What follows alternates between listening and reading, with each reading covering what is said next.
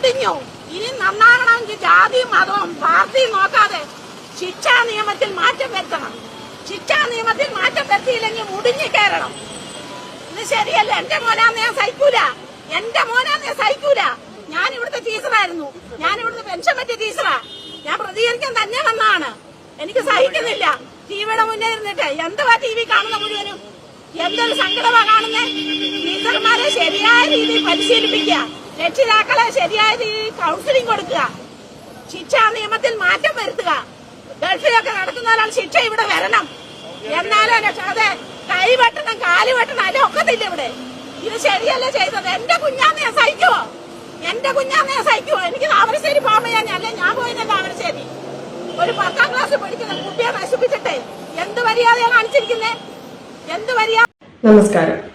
ഓരോ ദിവസം ചെല്ലുന്തോറും അതിക്രൂരവും ഭയാനകവുമായിട്ടുള്ള കൊലപാതക പരമ്പരകളുടെ വാർത്തകളാണ് നമ്മുടെ കേരളത്തിലെ മാധ്യമങ്ങളിലൂടെ നമ്മൾ കണ്ടുവരുന്നത്. അത്തരത്തിലൊരു കൊലപാതകമായിരുന്നു കോഴിക്കോട് സംഭവിച്ചത്. നമുക്ക് ഇന്നത്തെ കാലത്ത് ആരെയും വിശ്വസിക്കാൻ കഴിയില്ല. നമ്മുടെ അയൽവാസികളെ ആയാലും ബന്ധുക്കളെ ആയാലും സഹപാഠികളെ ആയാലും കാമുകന്മാരെ ആയാലും എന്തിനു നമ്മുടെ വീട്ടിലെ അച്ഛനും അമ്മയെയും മക്കളെ പോലും വിശ്വസിക്കാൻ കഴിയാത്ത കാലം. നമുക്ക് നമ്മുടെ നിഴലിനെ പോലും വിശ്വസിക്കാൻ കഴിയാത്ത കാലം.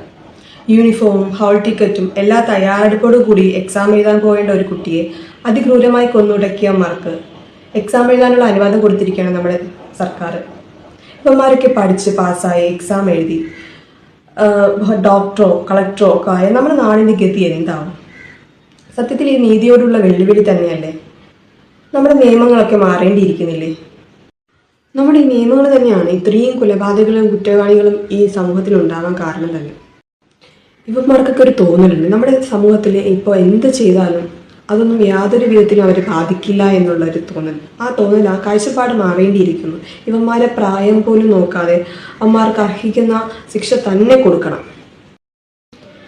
ഇത് ഇവന്മാർക്ക് അബദ്ധം പറ്റിയതല്ല, ഇവന്മാർ കരുതിക്കൂട്ടി ചെയ്തൊരു മർഡർ തന്നെയാണ്. അതിന്റെ ഓഡിയോ ക്ലിപ്പ് നമുക്കൊന്ന് കേൾക്കാം.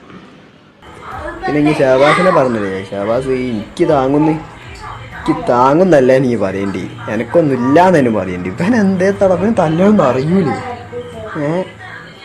ഞാൻ മര്യാദയ്ക്ക് തച്ചിട്ട് തന്നെയല്ലോ ഞാൻ അങ്ങനെ പിടിച്ച് 4 കുത്തായിട്ട് എടുത്ത് കണ്ണിന് തന്നെ. ഇത് മാത്രമാണ് ചെയ്തില്ല. അതിൽ തന്നെ ഓനൊന്നായിട്ട് ഇല്ലാണ്ടായി പോയി. ഫസ്റ്റത്തെ 2 കുത്തലിൽ തന്നെ ഓനൊന്നായിട്ട് അരിഞ്ഞു വയ്ക്കില്ലാണ്ട് വാണെന്ന് വെച്ചൊക്കെ തല്ലിനെ ചത്തു പോയത്. എന്തേ തടവാൻ ഒന്നുമില്ല. ഞങ്ങളൊരു 5 ആള് ഓല് പരുന്നറമ്പ് സ്കൂള് മറ്റേ MJ എല്ലാവരും ഒരു 50 ആൾക്കാർ, 30-40 50 30-40 ആൾക്കാർ. ഞങ്ങൾ ഒരു 5 ആള്. എന്തേത് കിട്ടലൊക്കെ കിട്ടിയ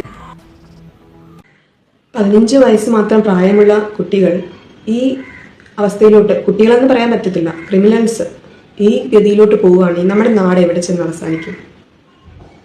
15 വർഷം സ്നേഹിച്ച് വളർത്തിയ ഒരുപാട് ആഗ്രഹങ്ങളും പ്രതീക്ഷകളും ഒക്കെ വെച്ചിരുന്ന ഒരു മകൻ പെട്ടെന്നില്ലാതാകുമ്പോൾ ആ അമ്മയ്ക്കും അച്ഛനും ഉണ്ടായ വേദന അത് നാളെ നമുക്കും ഉണ്ടാകും.